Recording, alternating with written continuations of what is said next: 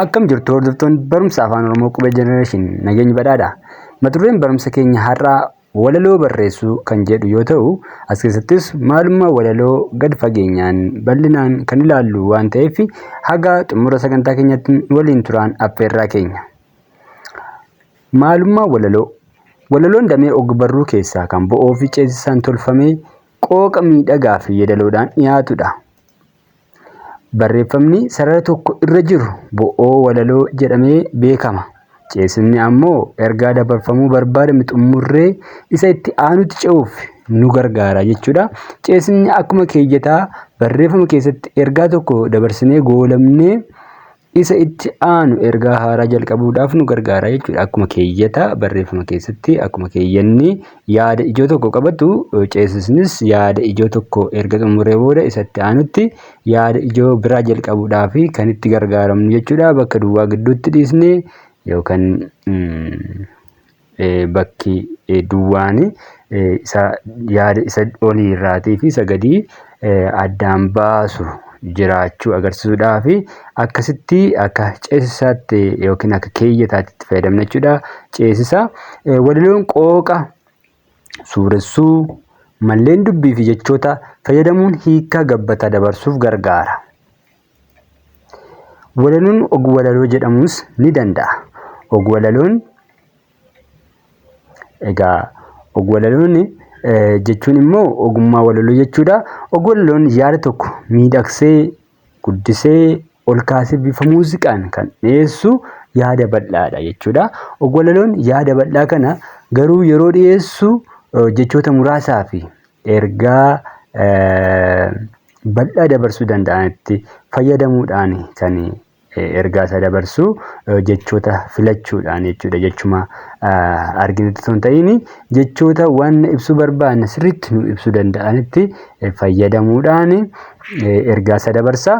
Og-walaloon hojii walaloo tokkoo miira namatti yookiin immoo qaama namaa keessa gara gurraatti akka dhiyaatuu fi miira akka qirqirsu taasisee kan dhiyeessudha.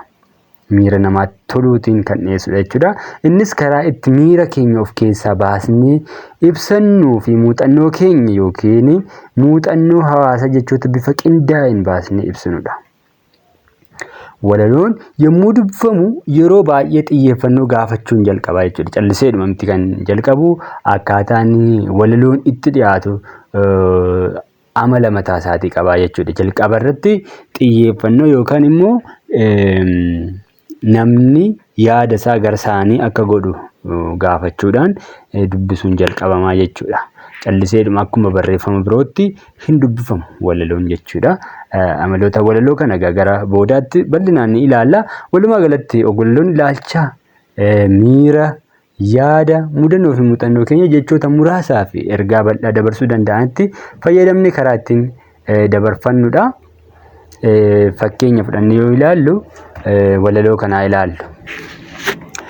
Nuti Oromoodhaa, Oromummaaf duuna, koottaa tokko taana diina keenya huuna.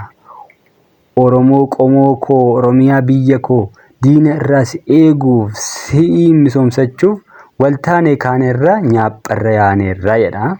Egaa walumaa galatti walaloon yaadaa fi ilaalcha nama tokkoo jechoota murtaa'oo fi miidhagoo ta'aniin kan dabarsu ta'uusaa walaloon armaan olii kun egaa ragaadha jechuudha. Yaada dabarsuu barbaanne yookaan ergaa dabarsuu barbaanne walalootti yegguu fayyadamnee dabarsinu jechoota muraasaa fi miidhagoo ergaa jajjabaa dabarsuu danda'anitti fayyadamuudhaan dabarsuu dandeenya jechuudha. Amaloota walaloo. Walaloon qabatamaadha. Amala isaa keessa tokko walaloon qabatamaadha. Addunyaa dhugaa irratti hundaa'ee walaloon kan namni ilaalchaa fi yaada isaa kan itti ibsatuu fi dhimma qabatee ka'e sana dubbisaaf kan dhiyeessu wantoota qabatamoo ta'anitti fayyadamuudhaan jechuudha. Walaloon fakkii uumuu yoo jedhamu jechi ittiin dhiyaate sammuu dubbisaa keessatti fakkii uumuu danda'u isaa jechuudha. Dubbisaan suni wanna dubbisu sana fakkii sana sammuu isaa keessatti uume kan namaaf dubbisudha jechuudha. Waan ofiisaa keessatti argu waan sammuu isaa keessatti fakkii ka'ee jiru sanarraa kan dubbisudha jechuudha. Walaloon filannoo jechaa fi yaadaa gaafata. Callisneema jechuutuma arginetti fayyadamnu otoo hin ta'iin jechoota illee filachuudhaan yaada dabarfachuu barbaanne sanallee filachuudhaan kan barreeffamudha. Jechoota babbareedaa fi yaada haala gaariin dabarsuuf jechoota humna qabanitti tajaajilamu. Qusannoon kan maddu yaadni iddoo tokkotti kuufamee dhiyaachuu isaa irraa kan ka'edha. Egaa walaloon jechoota qusata yegguu jedhamu jechoota humna qaban wanna dabarsuu barbaanne sirriitti nu ibsuu danda'an itti fayyadamuudhaan jechuudha. Jechumti hundi wanna ibsuu barbaanne sirriitti nuuf ibsu. Jechi tokko tokko irra caalaatti wanna ibsuu barbaanne sirriitti nu ibsuuf nu gargaara jechuudha. Jechumti tokko yegguu wanna ibsuu barbaanne sana sirriitti ibsutu jira. Jechi biroo immoo jechoonni biraa kan waanuma ibsuu barbaanne sanatti ibsinu kan humna laafaa qaban jiru jechuudha ibsuu irratti. Egaa kana warreen afaan baratan sirriitti beeku jechaadha. Afaanonni addunyaa keessaa afaanonni tokko tokko wantoota ibsuu barbaanne sirriitti ibsuudhaaf humna guddaa akka qaban ni dubbatama, ni beekama jechuudha. Afaan tokko tokko kanaaf amantaa tokko tokko keessatti illee afaanonni irra caalaa filataman ni jiru jechuudha. Siyaasa keessatti, amantaa keessatti afaanonni irra caalaa waan ibsuu barbaanne sirriitti ibsuu danda'an ni jiru. Akkuma kanaa egaa jechoonnis afaan tokko keessatti kan waan ibsuu barbaanne ibsuudhaaf humna qaban ni jiru jechuudha. Jechoon tokko tokko jechuudha wanna ibsuu irratti barbaadame sana irratti humna kan qaban filachuudhaan walaloo barreessuun sun qusannoo jechootaati. Walaloon qooqaan kan dhiyaatu waan ta'eef yeedaloo qaba jechuudha. Qooqaan dhiyaata, yeedaloo ni qaba. Callisee akkam hololootti hin dubbifamu yookaan yeroo barreeffamu illee amala mataa isaatii qaba. Yeroo dubbatamu illee yeroo dubbisnu jechaadha yeedaloo ni qaba. Qaama miira keenya hunda irraa gurratti dhiyeenya kan qabu ta'ee kan yeedaloon dhaga'amu kun kan nama gaddisiisu ta'uu danda'a, kan nama gammachiisu ta'uu danda'a, kan nama kakaasu yookaan dhibbisu ta'uu mala jechuudha. Walaloon ogummaa jaalatamaa fi amala muuziqaa kan qabu ta'uu isaa armaanootti ilaallee jirra. Namni muuziqaa dhaggeeffachuu hin jaallannee fi walaloo dhaggeeffachuu hin jaallanne waan jiru hin fakkaatu. Yoo jiraates egaa muraasa ta'a. Akka saayinsiin jedhutti namni yookaan uumamni lubbuu qabu kamuu biqiloota dabalatee muuziqaa akka dhaggeeffatu ni himama jechuudha. Walaloonis amala muuziqaa waan qabuuf waan kana kaasuun barbaachisaa ta'e. Walaloon akka jaalatamu kan taasisan amala walaloon qabudha jechuudha. Walaloon amala inni qabutu akka inni jaalatamu taasisa. Egaa amaloota walaloo asitti kaasnee ni ilaalla. Walaloon egaa amala hedduu qaba. Isaan keessaa muraasa kaasnee waliin kan ilaalu ta'a. Tokkoffaa amala fakkii uumuu qaba. Walaloon waa'ee wanta walalleeffamu sana jechootaan fakkii sammuu namaa keessatti uumuun yaada qalbiin daawwachiisa jechuudha. Yaadaa fi qalbiidhaan namni akka daawwatu taasisa fakkii uumuudhaan jechuudha sammuu namaa keessatti. Kun immoo namoonni wanta dhagahan yookiin dubbisan sana yaadaan daawwachaa akka isaan hin irraanfannetti sammuu isaanii keessatti akka hafuuf gargaara jechuudha. Kan lammataa mana rukunnaa yookaan mana unataa sagalee qabaachuu isaa amala walaloo keessaa isa lammaffaati.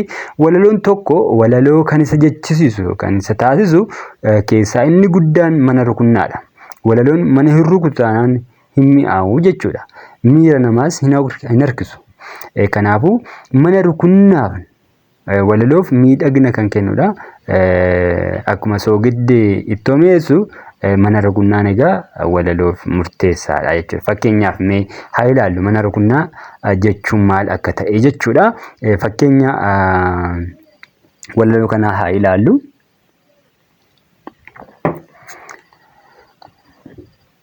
Koronaasiin jedhanii sitti moggaasan maqaa faanni kee ariifataadha lafa hundumaa dhaqaa. Booduma kana dhuftee addunyaa keenya dhaalte. Warra dur sodaataman HIV fa'aayyuu caalte. Gagam gootee qabdee tokkin bilgootan saalfattu mana hiyyeessaatti tollixxee mana mootiin sodaattu jedha. Hammagaa bo'oo tokkoffaarratti koronaasiin jedhanii sitti moggaasan maqaa kan jedhu maqaa kan jedhu mana rukunnaa agarsiisa. Achi immoo bo'oon itti aanu faanni kee ariifataadha lafa hundumaa dhaqaa jedha. Ammas qaa kan jedhu egaa mana rukunnaa agarsiisa jechuudha. bo'oo tokkoffaarratti bo'oo lammaffaarratti mana rukunnaa wal fakkaataa qabaa jechuudha. Bo'oo sadaffaarratti booduma kana dhuftee addunyaa keenya dhaalteedha. Ta'e kan jedhu amma mana rukunnaa agarsiisa. Inni itti aanu sarara arfaffaa warra dur sodaataman HIV faayyuu caalteedha. Ta'edha ammas kan mana rukunnaa agarsiisu. Asirratti akkuma ilaalamuu danda'amu jechuudha. Gagam goote qabdeetu kimbil goote hin saalfattuudha tuudha. Achiin sarara isa dhumaa irratti segaa bo'oo isa dhumaa jechuudha. Mana hiyyeessaatti olittee mana mootiin sodaattu tuudhumaa jechuudha. Ammas kun mana rukunnaa walaloo agarsiisa jechuudha. Fakkeenyi kun egaa kanarra akka ilaaluun danda'amutti mana rukunnaa ni qabaa jechuudha. Mana rukunnaan immoo akaakuu adda addaa qaba. Kunis kan bo'oodhaan mana rukutu ni jira. Kaan immoo bo'oo tokko darbee isa itti aanutti kan mana rukututu jira.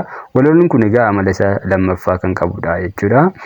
Walalicha keessatti gara dhumaa bo'oo walalootti gurraacheffame egaa mana rukunnaa agarsiisa jechuudha. Kabiraa amalli sadaffaa walaloo yeedaloo yookaan yaa'a sagalee qaba. Walaloon yeroo dubbifamu uumamuma isaatiin amala faaruu yookiin yaa'a muuziqaa isa fakkeessu ni qaba jechuudha. Namni walaloo dubbisu tokko sagalee yeroo barreeffamu walaloo dubbisuun walaloo hin dubbisu. Yeroo walaloo bu'aa bahii sagalee intonation kan jedhamu kana itti godheetu dubbisa jechuudha. Iddootti sagalee gadi bu'u jira, iddootti ol kaa'u jira jechuudha. Sanatti godhanii dubbisuun suni bu'aa bahii sagalee jechuudha. Yaa'a sagalee bu'aa bahii qabuutiin dubbifamaa jechuudha. Bifa yeedaloo qabuutiin dubbifama malee callisee akka walaloo yookaan gaazexaannaa dubbisnu akka dubbisnu yookaan seenaannaa dubbisnu akka itti dubbisnuuni walaloon dubbisnu jechaadha. Sagaleen iddootti gadi bu'u jira, iddootti ol ka'u jira. Kun amala walaloon uumamaan qabudha jechuudha. Yeedaloo qabaachuu walaloof mana rukunnaa qabaachuun egaa gahee guddaa taphata jechuudha. Amalli walaloo inni arfaffaan qusannaa fi filannaa jechoota ni qaba. Jechoota filachuudhaan egaa kan walaloon barreeffamu. Kana jechuun immoo jechoota gaggabaabaatti fayyadamuun ergaa kan dabarsudha. Kana malees jecha filatamaa bakka filatamaatti fayyadama. Jecha filatamaa yeroo jennu immoo jechi afaanicha keessa jiru hamaa fi gaarii qaba jechuu osoo hin taane ergaa dabarfachuu barbaada irratti hundaa'uun walaloon jechoota filatamaa fayyadama jechuudha. Jechootuma hawaasni beeku iddoo barbaadamutti itti fayyadamuudhaan jechoota akka dura jenne jecha waan ibsuu barbaadne san ibsuudhaaf irra caala humna qabu filachuudhaan itti gargaaramudha jechuudha. Fakkeenya kana haa ilaallu. Tuttuqaan lafa tuqaa tuqaan lafa diimessaa nu tuqanii taa'uuree kaanii lulanna malee.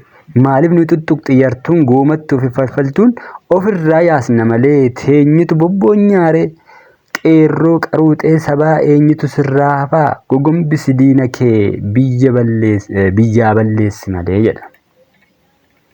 Egaa as keessatti waan walaloo kana yoo ilaalle egaa ergaa roorroo ofirraa qoladhu falmadhu fa'aa jedhu qabaa jechuudha.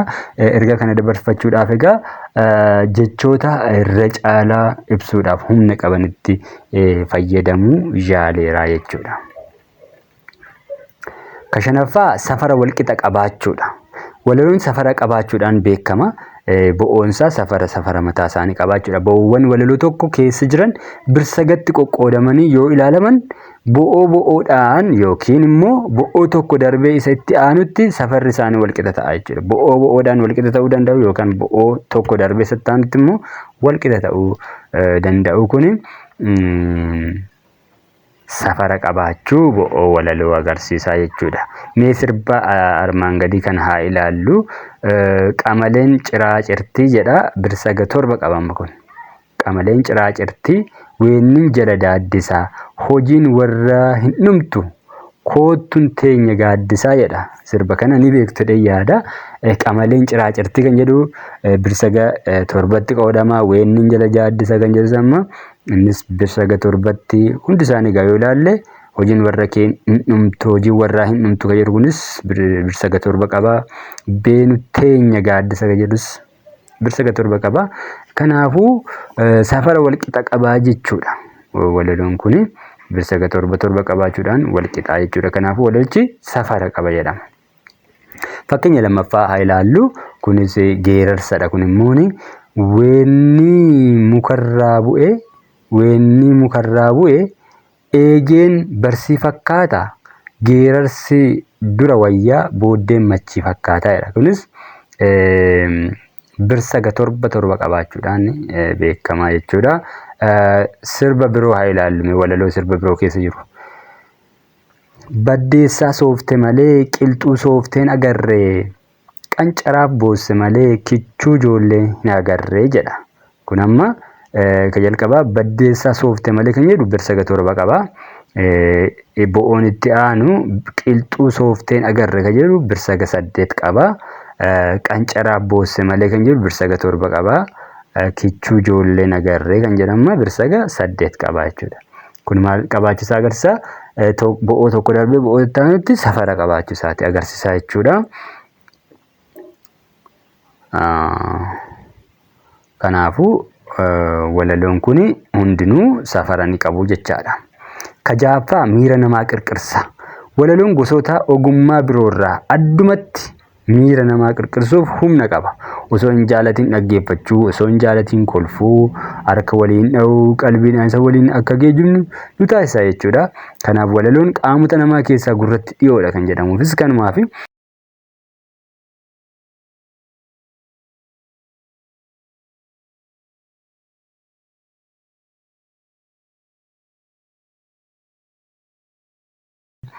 Gabaabumatti walaloon jechoota filatamootiin gabbatee kan dhiyaatu akaakuu og-barruuti. Yaadaan suura uumuun kan nama hawwatudha. Buufata 2 fi isaa ol qabaachuu danda'a. Dhuma buufataa irratti sagalee wal fakkaatuun xumurama. Walaloon keeyyata qabaachuu danda'a. Innis egaa ce'eessa jedhamuudhaan beekama jechuudha.